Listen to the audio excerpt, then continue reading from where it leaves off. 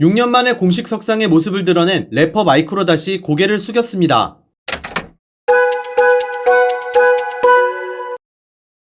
마이크로닷은 24일 서울 구로구 예술나무 시어터에서 새 앨범 다크사이드 발매 기념 쇼케이스를 열었습니다. 2018년 부모의 채무 불이행 일명 비투 논란 후 6년 만에 공식 석상에 나섰는데요. 먼저 저희 부모님과 저로 인해 피해를 보시고 상처를 받은 분들께 진심으로 사과드립니다라고 말하며 고개를 숙였습니다. 마이크로닷은 다시 이렇게 여러분들 앞에 인사하게 돼 참 많이 떨리는 마음이라며 사건 이후에 시간을 보내면서 많은 반성과 노력의 시간을 가졌다고 근황을 전했습니다.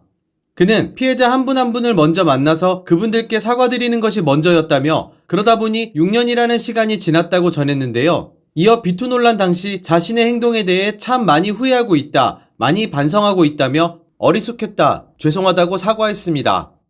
이날 마이크로닷이 선보인 새 앨범에는 타이틀곡 변하지 않아 등 총 5곡이 담겼는데요. 마이크로닷은 상황이 변하더라도 내 꿈을 향해 달려가는 태도와 마음가짐이 변하지 않는다는 신념을 담은 곡이라고 설명했습니다.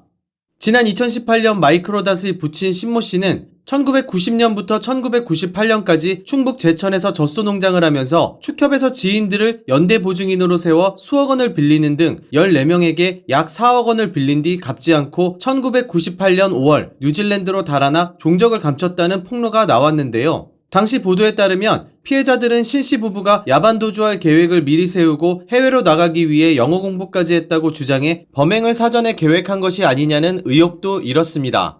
신씨 부부가 뉴질랜드로 간 직후 피해자 10명이 고소한 데 이어 2018년 비투 논란이 벌어진 이후 4명이 추가 고소장을 제출한 것으로 알려졌는데요.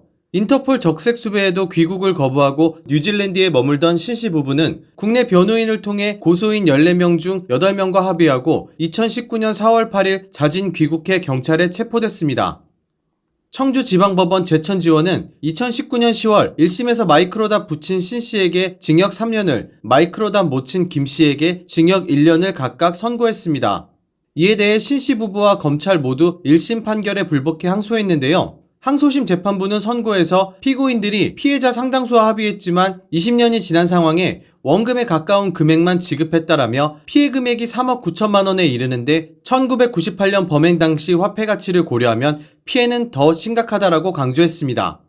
이날 피해자와의 협의 진행 상황을 묻는 기자의 질문에 마이크로닷은 준비한 종이를 꺼내든 뒤 사건이 터지고 나서 파악된 총 13명 중 1심 재판을 통해 확인된 피해자 6명에게 2억 1천만 원을 변제하고 합의했다며 2심 재판 중에서는 나머지 한 분과 합의가 되었다고 설명한 뒤 모든 재판이 끝나고 부모님과 형이 이후에도 피해자분들과 연락을 드리고 지내왔다. 그러던 중 2023년에는 남은 2분과 합의했다며 나머지 한 분과는 만나 뵈었지만 합의는 하지 못했다. 2025년도까지 차용증을 썼다고 밝혔는데요.